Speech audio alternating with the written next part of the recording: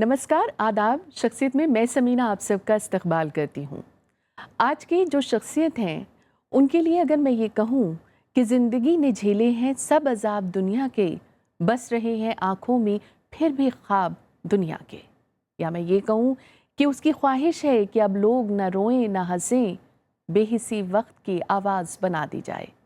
ऐसे एक नहीं, हज़ारों शेर उनके कलम से तहरीर हुए, जो वक्त के साथ उनकी आशनाई और आज के दौर के नौजवानों के लिए राह मिशल की मानंद है।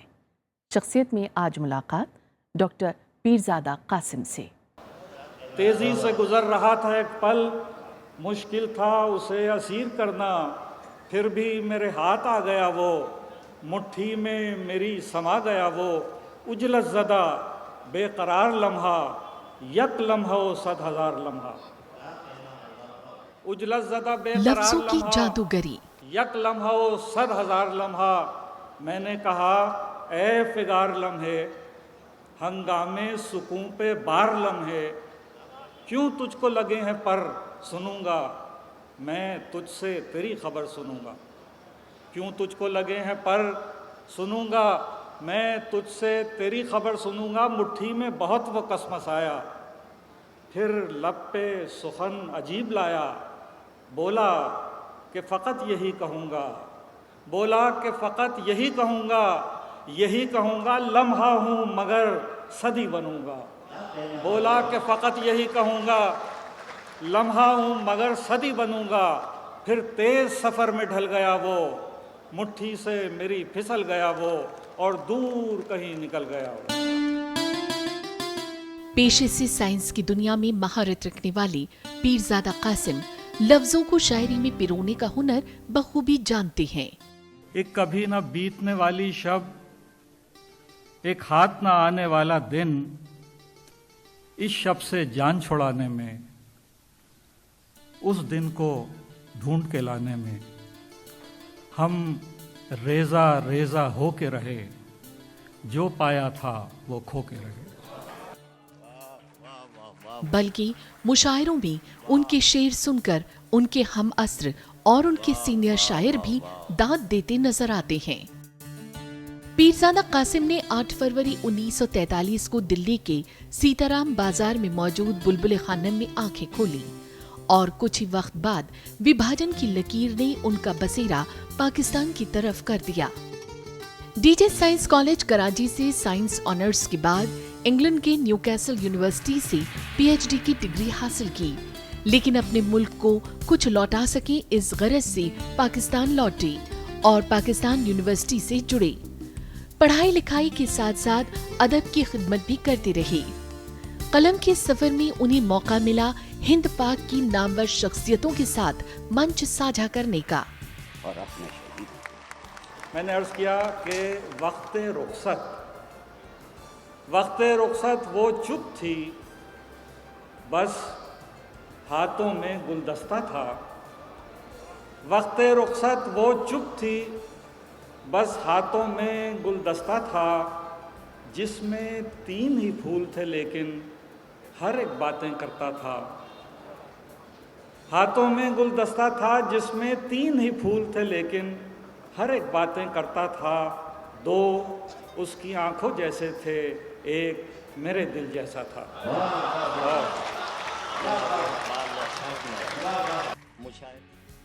अपने सफर में उनके कई शेरी मजमूए आए। तुंद हवा के जश्न में, शोले पे ज़बां, मुझे दुआओं में याद रखिए और साथ ही ऑडियो बुक के तौर पर सच्चे शेर का खलियान एक अलग ही पहल है। बेशुमार एजाज और हिंद पाक दोस्ती के पैरोकार डॉक्टर पीरजादा कासिम मुशायरों के जरिए दोस्ती का पैगाम लेकर आते रहे हैं। ये कैसा सफर आगाज किया, ये कैसी गर्दिश पाँव में है, रस्ते में कहीं रुकते ही नहीं, मंजिल पे कोई मिलता भी नहीं, रस्ते में कहीं रुकते ही नहीं, मंजिल पे कोई मिलता भी नहीं। अब ये आखिरी शेर सुन लीजिए, मैं फिर इजाज़त चाहूँ। फिर रात के सन्नाटे में वही सरगोशी गूंजने लगती है। फिर रात के सन्नाटे में वही सरगोशी गूंजने लगती है। हम उसको हाल सुनाते हैं, वो जिसने कुछ पूछा भी नहीं। बहुत बहुत खुश आमदीद जी कल आदाब। शख्सियत में आपका। बहुत बहुत शुक्रिया। मुझे मैं समझता हूँ कि ये इज़्ज़त अफ़ज़ाई है। बात की शुरुआत आपके अपने माजी से ही कैसे याद करना चाहेंगे उन दिनों को? ज़िदें थी, शरारतें थी, माँ बाबा का लाड़ दुलार था, कैसा वक्त था वो? ज़ाहिर है बचपन मेरा भी आम तरीक़े ही का था, लेकिन ये कि हर एक की आदतें मुख्तलिफ़ होती हैं। तो मैं घर में क्योंकि छोटा था, इसलिए लाड प्यार तो अपनी जगह बहुत ज़रूरी था। लेकिन हुआ ये कि मुझे बचपन ही से शौक़ ऐसे हो गए कि मैं उससे जुड़ने लगा। जैसे? मिसाल के तौर पे मिजाजन तो मैं ज़रा नाराज़ हो जाने वाला था, बात बात पे नाराज़ हो जाता था, जो मैं शख्सियत में बिल्कुल बदल गया। अब मैं बिल्कुल मुख्तलिफ आदमी हूँ, लेकिन मैं हो जाता था। तो उसमें जो चीज़ सबसे ज़्यादा काम करती थी वो थी मौसीकी। अच्छा। तो घर में अगर रिकॉर्ड लगा दें आप और अगर मौसीकी बज रही हो तो मैं बिल्कुल तो ये एक बहुत अच्छी चीज़ थी कि उससे जुड़ जाना, और आज तक जाहिर है कि मैं बहुत अच्छा महसूस करता हूँ। अम्मी अब्बा के बारे में कुछ बताइए थोड़ा सा। मेरी वालदा और मेरे वालिद दोनों जाहिर है बहुत मोहब्बत करने वाले थे। वालिद को वक्त कम मिलता था, इसलिए कि अब ये पुराना ज़माना है। जी। मेरे वालिद तो सन 1900 में पैदा हुए, जनवरी सन 1900, और जाहिर है कि सन 1921 में उन्होंने जर्नलिज़म शुरू किया। और घर में ये ज़रूर था कि माहौल अदबी, इसलिए कि किताबें ही किताबें। मैं अगर कोई खिलौना तलाश करता था तो उसकी जगह भी किताब ही सामने नज़र आ जाती थी। फिर आपस में जो बातें करते थे बड़े भाई मेरे और सब, तो उसमें भी कोई ना कोई अदबी बात, कोई हालात हाजरा पे कोई तबसरा और शायरी। मेरी वालदा भी शेर कह लेती थी, और वो तो माना जाए कि ये बचपन से ही शायरी का शौक हो गया आपको? हाँ, बस मेरा ख्याल है वो साथ साथ चल गया। हाँ। हिंदुस्तान में बिताए हुए दिन आपको याद आते हैं, वो मोहल्ला, वो संगी साथी? हाँ, अब मेरी उम्र जो थी वो उस वक्त कोई 4.5-5 साल के दरमियान थी। उसके बाद तो जाहिर है मैं पाकिस्तान चला गया, लेकिन उस वक्त अपना घर और मोहल्ला और वो गली कूचे पुरानी दिल्ली के वो मुझे याद हैं, और जाहिर है भूल तो नहीं सकता। और मुझे ये मौका भी मिला। गए आप वहाँ पर दोबारा अपने घर पर? कभी मौका मिला कि आप? जी, इसमें एक कहानी सी है जी। तो वो ये कि जब सन 1947 में मैं पाकिस्तान चला गया इस उम्र में, उसके बाद मैं सारी दुनिया में जाता रहा मुख्तलिफ उसमें, लेकिन हिंदुस्तान मेरा आना नहीं हुआ। 1989 में 40 साल बाद जब मैं यहाँ आया, और मैं जहाँ जिस होटल में मुझे ठहराया जा रहा था, जब उसके काउंटर पे मैं जाके खड़ा हुआ तो उसने मुझे कहा कि sir happy birthday to you. वो 8 फरवरी थी। अच्छा। वो वही दिन था, मुझे ऐसा लगा कि जैसे ये दूसरा जन्म है अरे वाह। हिंदुस्तान की सरजमीन पे। तो वो ये एक अच्छा हिस्सा था। फिर मशायरा, एक बहुत बड़ा मशायरा प्रगति मैदान में, जिसमें कोई कहते हैं 27,000 लोग तो वहाँ उसमें बैठे हुए थे, बाकी बाहर देख रहे थे। सारी रात मशायरा पड़ा। अब अगला दिन था एक मेरे पास, तो मैंने अपने एक उनसे जानने वालों से कहा कि मेरे साथ चलो, मैं अपने घर को बाहर से देख लूँगा गली में खड़े होके। तो मैं वो गली में सीढ़ियाँ चढ़ रहा था ताकि मैं एक नज़र डाल लूँ। तो वहाँ से एक लड़की उतरती हुई आ रही थी, वो भी रुक गई, मैं भी रुक गया। तो उसने कहा आप किसे तलाश कर रहे हैं? मैंने कहा कि मैं तो किसी को तलाश नहीं कर रहा, मैं यहाँ ऐसे ही आ गया, अब मैं चला जाऊँगा। तो वो कहने लगी कि आप पीरज़ादा कासिम तो नहीं हैं? अब मुझे ताज्जुब हुआ कि इस तरीके से तो जान पहचान नहीं थी। तो मैंने कहा हाँ मैं वही हूँ। उन्होंने कहा हम प्रगति मैदान में रात आपको सुन रहे थे और पूरा घर मेरा सुन रहा था, तो आप यहाँ आए हैं तो मेरी इज़्ज़त अफजाई होगी, मेरे घर चले चलिए। तो मैं उसके साथ साथ उसके घर गया, वो जीना ऊपर गया और वो दरवाज़ा खुला और वो वही घर था जहाँ मैं पैदा हुआ। अच्छा। वो वहीं रहते थे। हाँ। तो अब देखिए इत्तेफाक है, हाँ। ये कोई इसमें ऐसी हिकमत थी हाँ। कि मैं आया तो वो मेरी मुलाकात हो गई, नहीं तो मैं वहाँ वो देख के और लौट जाता। हाँ। ये बड़ी खुशगवार सी एक बात थी।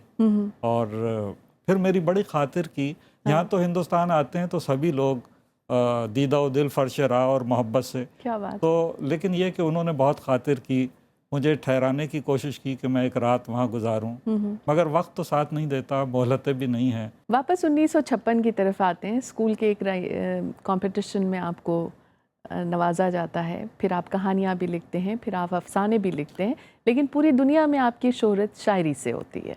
हाँ, ये है कि मैंने स्कूल के ज़माने में जब मैं शायद 8th क्लास में था, क्योंकि एक माहौल है ना, शौक़ है, तो मैं कहानियाँ लिख लेता था और मतलब रवां था। अब मैं नहीं लिख सकता अगर लिखना चाहूँ, मगर उस वक्त लिख लेता था। और उस वक्त के जो अच्छे रिसाले थे उसमें वो शाये भी हुई, तो वो मैंने लिखी। उसके बाद फिर किसी वक्त ये मौका आया कि शायरी, तो फिर मैंने शेर कहे और फिर वहाँ से एक तो बाकायदा मुशायरों में जाने का सिलसिला या टेलीविज़न पर या रेडियो पर पढ़ने का सिलसिला शुरू कब होता है? ये वही ज़माना है, यानी 60 की दहाई है। 63, 64 होगा। उस वक्त हमारे यहाँ एक बहुत अहम शख्सियत थी जो कहलाते हैं ज़ैड बुखारी। अच्छा। जो गैर मुनक़सिम जो हिंदुस्तान था उसमें भी वो रेडियो के बिल्कुल ब्रॉडकास्टिंग के बहुत बड़े आदमी थे। तो मेरा एक दफ़ा मशायरे में जब हम शुरू कर रहे थे तो मशायरे में ज़ैड बुखारी साहब ने मुझे सुना, और उसके बाद क्योंकि वो मशहूर और जाने पहचाने थे तो उन्हें बुलाया जाता था हर जगह सदारत के लिए नशिस्तों में। तो वो उन्होंने कहना शुरू किया कि भाई आप पीरज़ादा को ढूंढिए, आप उसे बुलाइए। अच्छा। तो एक लिहाज से नहीं तो शायद मैं मशायरे ना पढ़ता, मशायरों में मैं किताब विताब लिखता, शायरी करता रहता, मगर मशायरों में उनकी वजह से इन होना पड़ा। बर्रे सग़ीर में, पूरे इंडिया और पाकिस्तान में जो बहुत बड़े लिखने वाले हैं, जिनकी वजह से अदब है, जिनकी वजह से पूरा लिटरेचर, वो हयात थे और बैक वक्त मौजूद थे। अली सरदार जाफरी, कैफ़ी आज़मी, मजरू सुल्तानपुरी, अख्तरुल ईमान, इन लोगों से क़ुरबत और जगन्नाथ आज़ाद, ये सारे वो लोग हैं। कमर महेंद्र सिंह बेदी। अच्छा, और पाकिस्तान में जाएं तो फैज़ अहमद फैज़ थे, अहमद नदीम कासमी थे, अहमद फराज थे। ये सब हमें मिले, हम इनके साथ बैठे, इनके साथ हमने मशायरे पढ़े। तो मशायरे पढ़ना और बात है, लेकिन आप सीखते बहुत हैं। सब जब रे वक्त की नजर हुआ, जो पाया भी नहीं। सब जब रे वक्त की नजर हुआ, जो पाया भी नहीं। फुर्सत है सो अब याद आता है एक ख्वाब के जो देखा भी नहीं। फुर्सत है सो अब याद आता है एक ख्वाब के जो देखा भी नहीं। पीरज़ादा साहब, कुछ लोगों को हमने अपने इस प्रोग्राम में शामिल किया है जिन्होंने आपके आज तक के इस सफ़र को देखा है। अच्छा। मैं चाहूँगी आप उन्हें देखें और फिर अपनी राय से हमें नवाजें। अच्छा, आइए देखते हैं। अच्छा। पीरज़ादा कासिम साहब मेरे बहुत ही अजीज़ दोस्त हैं। बरसा बरस का उनसे ताल्लुक़ है और शायद मुझे याद नहीं पड़ता कि मैंने आयद हाजिर के किसी भी अपने हमअसर के बारे में लिखा हो जितना खुलूस के साथ उनके बारे में। जब उनका जश्न गालिबन 1996 में दुबई में हुआ था, सलीम जाफरी साहब ने किया था। तो उस मौके पर जो किताबचा शाये हुआ था, जो सवीना शाये हुआ था, उसके अंदर वो मेरा मजमून शामिल है। मैंने उनको बारहा अमेरिका में, दीगर मुल्कों में, हिंदुस्तान में, पाकिस्तान में मुशायरों में सुना भी है, देखा भी है, उनकी सोबत भी हासिल रही है। जितनी गुफ्तगू करते हैं बड़ी मानी खेज़, बड़ी मानी आफरी होती है। और इस गुफ्तगू के अंदर कोई ऐसा नहीं होता कि वो चलते फिरते कोई चीज़ कह गए हों, बल्कि उसके पीछे एक सोच होती है। और उनके नज़रियात बहुत वाज़े हैं। इंसान दोस्ती उनका मिजाज है, रवादारी उनकी आदत है। ये तमाम चीज़ें जो उनकी शख्सियत की तामीर में हिस्सा लेती हैं, वही तमाम चीज़ें उनकी शायरी में नज़र आती हैं। पीरज़ादा कासिम एक बेमिसाल शायर हैं। बुनियादी तौर पे वो साइंसदां हैं और कई यूनिवर्सिटीज़ में पढ़ाया है उन्होंने, कई यूनिवर्सिटीज़ के वाइस चांसलर रह चुके हैं और अपनी मुख्तलिफ और मखसूस तर्ज़ इज़हार के बिना पर वो सारी उन दुनिया में मकबूल और मशहूर हैं। उनकी शायरी हर जगह बड़े शौक़ से सुनी जाती है और एक दूसरे को भेजी जाती है। ऊपर वाले से बस यही दुआ है कि उन्हें सेहत और लंबी उम्र मिले, जिससे कि वो इसी तरह शेर व शायरी लिखते रहें और पढ़ते रहें। उर्दू ज़बान जो है दोनों मुल्कों को जोड़ती है। उर्दू ज़बान जो है खाली मुसलमानों के लिए, ये तो गंगा जमुना तहज़ीब है और यही उनकी शायरी से यही ज़ाहिर होता है। उनकी शायरी जो है बहुत ही अच्छी, और जो उन्होंने मैसेज पास किए अमन की, उसका उस पर तवज्जो देनी चाहिए। और उनका जो कलाम था बहुत ही अहम और बहुत ही अच्छा था। दुआ यही है कि कामयाब रहें वो, और जिस मिशन पे वो हैं उनको कामयाबी मिले। ये आपने तो बहुत अहम लोग यहाँ जमा किए हैं। और अब इसमें देखिए, इसमें वो भी हैं कि जैसे कामना जी अभी बात कर रही थी, ये जो मुशायरे होते हैं ये बड़ा मुश्किल काम है। तो कामना जी इन्हें ऑर्गेनाइज करना एक बहुत, बिल्कुल बिल्कुल, मेरा ख्याल है ऑर्गेनाइज़र कामना जी से अच्छा मुझे नज़र नहीं आया, इसलिए कि वो लम्हे लम्हे का ख्याल रखना, छोटी से छोटी चीज़ों का, तो ज़ाहिर है इनका शुक्रगुजार हूँ बिल्कुल कि मैं अपने आप को नहीं समझता, मैं अभी इस स्टेज में हूँ कि मैं हर लम्हे सीख लेता हूँ। पीरज़ादा साहब, जैसे हर एक शख्स की कोई इंस्पिरेशन होती है, प्रेरणा होती है, आपको शायरी की तरफ मुतवज्जो करने के लिए इंस्पिरेशन कहाँ से मिलता है, कैसे मिलता है? देखिए, शायरी का मामला ये है कि वैसे तो आलमगीर सतह पे सारी दुनिया में जो शायरी और अदब आलिया है वो कुछ बड़े मौज़ूआत के गिर्द घूमता है।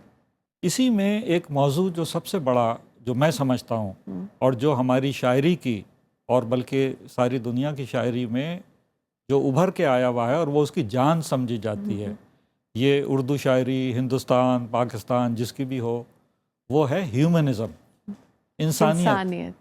इंसानियत जो है, ये जितने भी इज़म हैं दुनिया के, उसमें सबसे बड़ा इज़म जो है ह्यूमनिज़म।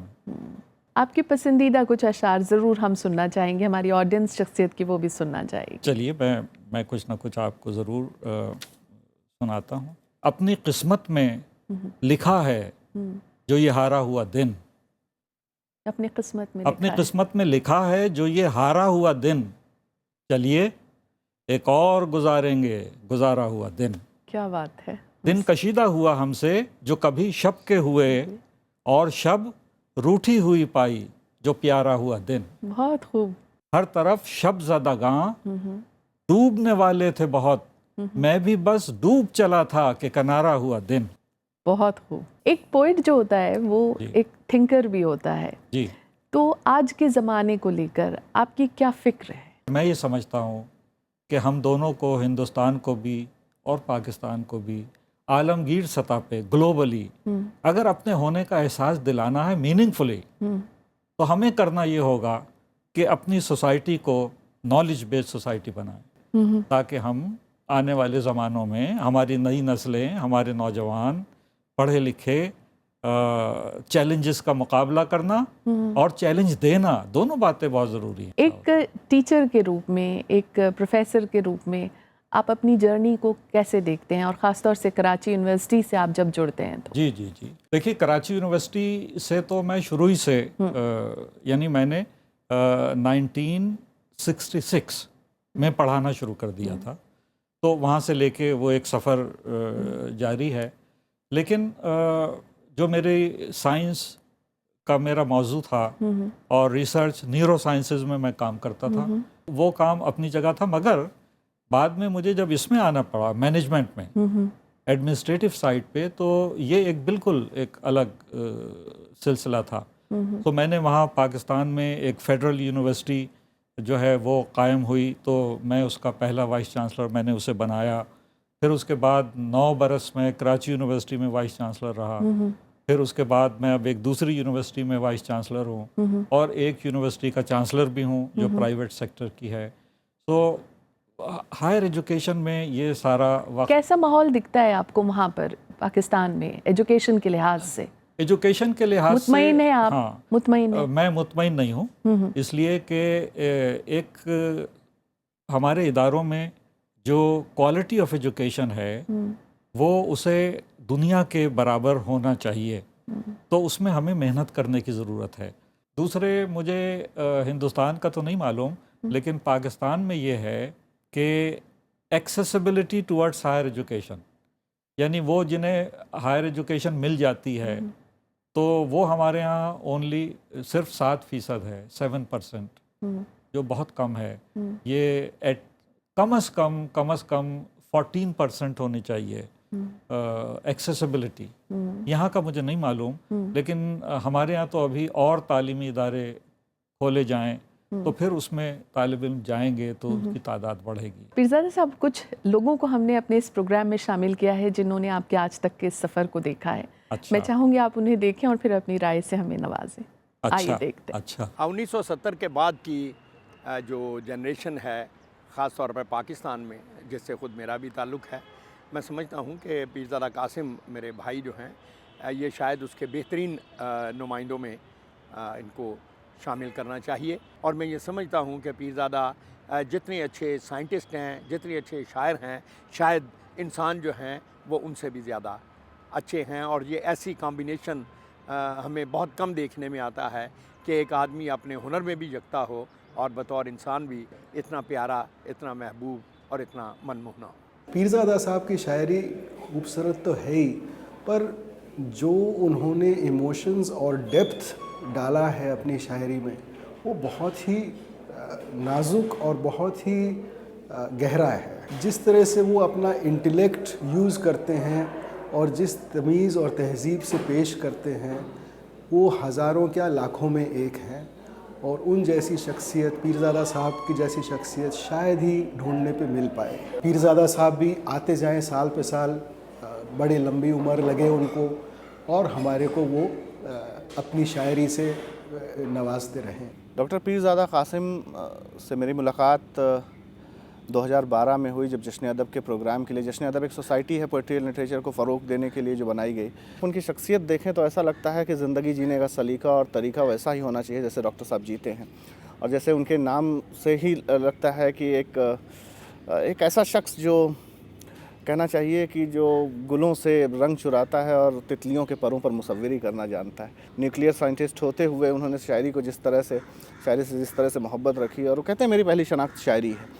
तो यकीनन डॉक्टर साहब जो है को जानना, उनको समझना, उनके साथ कुर्बतें, उनके साथ उनको समझना, ये मेरे लिए तो बहुत अहम है और मेरे लिए बाइस फ़ख्र है कि मैं उनको जानता हूँ और मुझे इतनी कुर्बतें हासिल हैं। क्या कहना चाहेंगे इनके लिए? जी, ये आपने बहुत अहम लोग जमा किए और जो गुफ्तगू हुई है, ज़ाहिर है मेरी तो इज़्ज़त अफ़ज़ाई है कि उन्होंने इतने अच्छे ख़यालात का इज़हार किया। इससे ज़रा इंस्पिरेशन भी मिलती है आदमी, और मेहनत से और तवज्जो से काम करता है, संजीदगी से। तो मैं तो इन सब का शुक्रगुज़ार हूँ। पीरज़ादा साहब, चलते चलते मैं ये ज़रूर चाहूँगी कि आप कोई एक पैगाम जो सोचते हैं कि देना ज़रूरी है शख्सियत के ज़रिए, तो आप कह सकते हैं। हमारी हिंदुस्तान, पाकिस्तान नौजवान नस्लें हैं, उनको इस बात पे तवज्जो देनी चाहिए कि आने वाले ज़माने उनके हैं। कम वसाइल में बेहतरीन काम आप करें, बेहतरीन तरीके से सीखें, अपने आप को तैयार करें कि आने वाले ज़मानों में हमें आगे जाना है, तरक्की करनी है मुल्क के लिए, तो उस पर तवज्जो दें, अपनी जड़ों से ना बिछड़े। हमारी जो खूबसूरती है, हमारी जो ज़िंदगी की बुनियादें हैं, वो दूसरे तरीके से उस्तवार हुई हैं। चलते चलते मैं आपसे ये ज़रूर जानना चाहूँगी कि आपने हिंदी फिल्में देखी, हमारे सिंगर्स को सुना, कौन सा एक गाना जो आपको बहुत अच्छा लगता हो? अब गाने तो जाहिर है कि बहुत ही अच्छे अच्छे और पुराने, लेकिन मेरा ज़माना और है, ये ज़माना और है। जाने वो कैसे लोग थे जिनके प्यार को प्यार मिला। जाने वो कैसे लोग थे जिनके प्यार को प्यार मिला। हमने तो जब कलियां मांगी कांटों का हार मिला। जाने वो कैसे लोग थे जिनके प्यार को प्यार मिला। तो पीरज़ादा कासिम साहब, आज आप शख्सियत में आए, आपका बेपनाह शुक्रिया। जी, मेरी तरफ से भी आपका, पूरे इदारे का और सारे हिंदुस्तानी जो यहाँ देख रहे हैं या दुनिया में जहाँ जा रहा है, जहाँ जहाँ जा रहा है, उनके लिए नेक ख्वाहिशात और मेरी मोहब्बत। बहुत बहुत शुक्रिया। तो शख्सियत में आज फ़िलहाल इतना ही। ऐसे ही ताबिंदा सितारों का सिलसिला शख्सियत में जारी रहेगा। इजाज़त दीजिए, नमस्कार, आदाब।